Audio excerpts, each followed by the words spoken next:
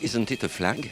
It's quite a turbulent time right now, and I think the European Union has to play a very important role and be very clear about their decisions and their stances for what we should all care, especially in relation to what's happening in the United States with the Trump presidency, Elon Musk, also with trans rights. So I think it was important for me to be like, okay, Europe, don't fuck it up.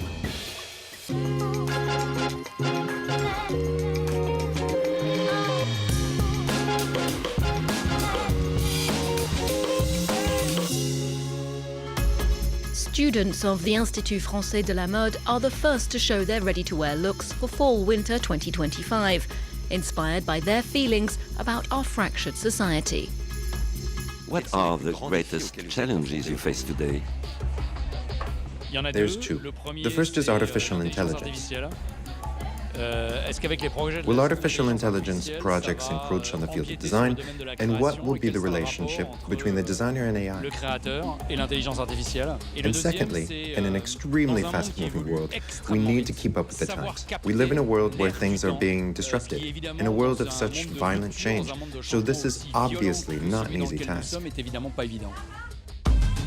Aurore Montagnier conducted a survey at the women's prison in Rennes and found that the mental images inmates preferred were landscapes. She then used those pictures to create prints using generative artificial intelligence.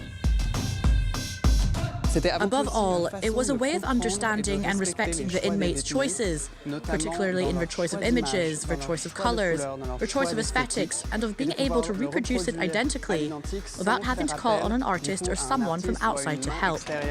But here, as we were really into the story of photographed landscapes, a little bit National Geographic, very magazine-like, the idea was really to be able to transfer their responses onto these images thanks to artificial intelligence. It's been a while since Victor Weinsanto left design school and he rejects AI. But that doesn't stop him from capturing the zeitgeist. He has a message, a battle to wage with humour and derision. His latest collection's called Fully Frosty. So yeah, of course, I try not to be too political in my work, but in fact with what's going on in the world at the moment, I have a lot of people who are trans models, and it's very important to all the more today to talk about it, because these people are downright vilified. Yeah, it's terrible. I mean, we're talking about attacking a minority of a minority group. And today I'm showing that this minority, it's seizing power and it's present. It won't budge. Vincent Pressiat also loves atypical models, here wearing designs that he conceived in the spirit of Pierre Soulages' black paintings. We used a lot of satin and drape because the idea was Pierre Soulages, who inspired all the draping. So that's why everything was very black. It was all about the difference in material, like the drapes you've probably seen. They're like brushstrokes.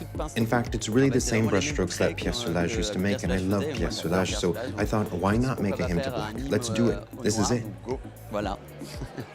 At Dior, Grazia Chiuri undertook an exercise in memory and fusion. First, she took the historical elements of Virginia Woolf's expansive novel, Orlando, then the legacy of two tumultuous designers who preceded her at Dior. Her gamble paid off. The collection, like the show, is breathtaking. Proof that a dialogue between fashion and the arts exists. Yes, the dialogue was between the elements that are masculine and feminine, because we want to work with the idea to make the jacket, also make a jacket with a corset that you can also change, because in any case they are wearable also without the corset, or you can wear it with the corset without the skirt, like a new tuxedo. So the idea that also each single piece could be transformed. Also the white skirt, that is a reference and also an homage to Ferré, because he was a very important designer in the history of Dior.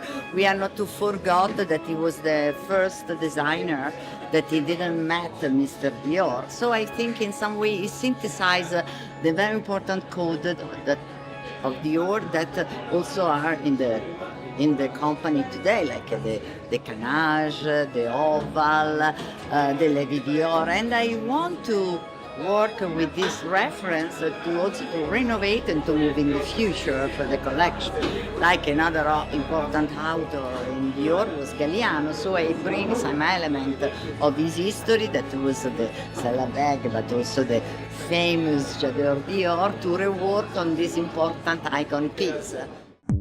The phantasmagorical set design was done by Bob Wilson. Qu'est-ce qu'on peut comprendre What should we understood about the staging? cette mise en scène avec ces vêtements? It's a question of how you feel. But I think there was an understanding of the passage of time, realizing how small we are in this life. Because there was this journey through time, from meteorites to lava to... So you think to yourself that it's as if time was, you know... Bob Wilson creates his own language on the stage, as if it was his own temporality, a moment that's outside of time.